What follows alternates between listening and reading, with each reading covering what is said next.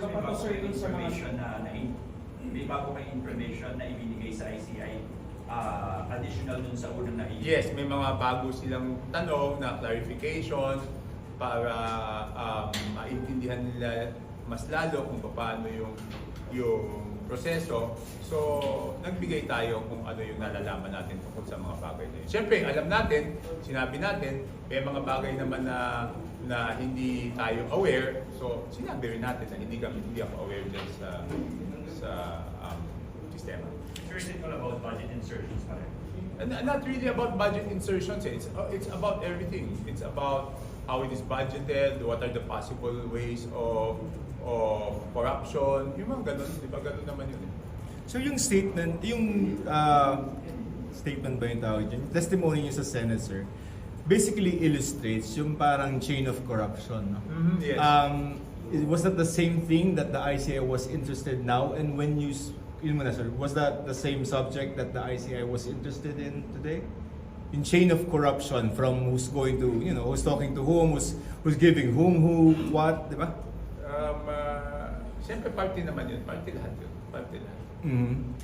Why do you think, pagka ganun, sir, anong pakiramdam yun na is the ICI zeroing in on maybe particular individuals who may have taken a part in the corruption? Paano ba? Well, it's really the process. Siyempre, they will not disclose to me naman those things. Eh. So, it's mostly yung proseso para maintindihan nila kung paano yung mga posibleng gaps, saan posible nagkaroon ng corruption, paano mapagdudugtong-dugtong. Ang importante kasi dito is paano mo mapagdudugtong-dugtong lahat. And you have that info, di ba, sa testimony mo? Yes. So nag-elaborate ka, sir, about it? Yes, and additional information. Individuals? Individuals, sir. Individuals. Hindi, it's not really about individuals. It's about the process, kung paano, kumbaga sa ano yung tinatawag ng modus operandi, di ba? Sir, what's the modus operandi ba? Hindi naman sinabi ko na naman sa Senate, di ba? I mean, why will you, yung lagi ko sinasabi, why will you insert projects doon sa distrito na wala ka naman kinalaman, di ba? What is your kung wala kang political benefit doon, what is the benefit to you? Di ba?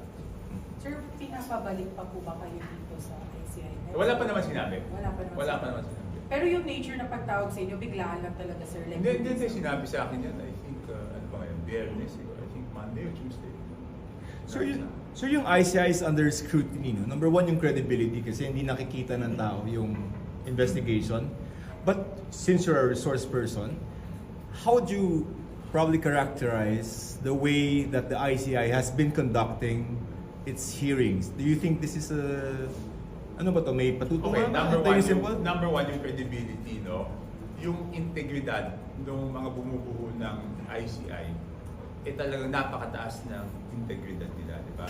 Si former Justice Andres Reyes, former Secretary Babe Singson, yung head Rosana Pardo ng SGV.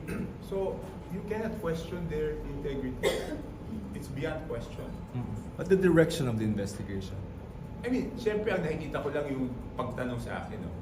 I don't know how they conduct it with other resource persons, but very professional naman sila. Ikaw, you believe naman, sir, in the way the ICI is conducting itself? Yes. Why, sir? What do you think? Why do you have that confidence na this is a serious investigation? Hindi, because alam naman ng lahat di ba? Alam naman ng lahat na galit yung tao. Okay? Alam naman ng lahat na hinahanap ng tao yung katotohanan. Alam naman ng lahat na may pag-iisip na yung tao kung sino yung talagang mga gumawa ng kasalanan eh. Ang kailangan na lang buuin dito is yung ebidensya para mapatunayan sa korte na yung mga may kasalanan, talagang may kasalanan. Di ba? Sa tingin ko, my impression is, yun ang binubuo nila. Okay. I mean, impression. My impression is, binubuo nila yung ebidensya para matibay siya pag final sa korte. So in terms of accountability, how high should this get? Wala kung saan pupunta, doon dapat pupunta. hindi pa pwedeng hindi pa pwedeng may iwasan dito. Kung saan kung saan sila dalhin ng ebidensya, dapat yun ang papailan ng kaso. Sir, at the risk of being repetitive, si Representative Ko, hindi ko alam kung nagpa-contempt petition na sila, pero ang call niyo was to cancel the passport, parang. Yes, no, okay. This I will be very clear, no, and I hope those in charge in government, especially the DFA, hears this loud and clear. Okay. Okay. Ang sentimento ng taong bayan, hindi nila tatanggapin na hindi mapabalik si Saldico dito. Okay. Dapat naiintindihan yan ng mga may kapangyarihan na pabalikin siya. Kasi pag dumating sa punto, wag naman sana na sabihin na kailangan na siyang pabalikin at hindi siya makabalik. Huwag natin subukan yung pasensya ng tao. Sa tingin ko doon na talagang magagalit ang taong bayan. At baka doon na sila magduda sa sinseridad ng investigasyon. Kaya nga, sinasabi ko, doon sa DFA, may kapangyarihan naman silang kanselahin yung passport eh. Ngayon, ang hindi ko maintindihan, bakit tila DFA o yung ibang mga nasa gobyerno ang nagdedepensa pa kay Saldico kung bakit hindi pwedeng kanselahin yung passport. Di ba dapat kanselahin nyo, tapos pabayaan yung abogado niya questionin sa korte yung pagkansela. Bakit? Bakit parang tila baga sila pa nag-abogado? May legal na proseso naman eh. At function nila yun. Oh, function nila yun eh.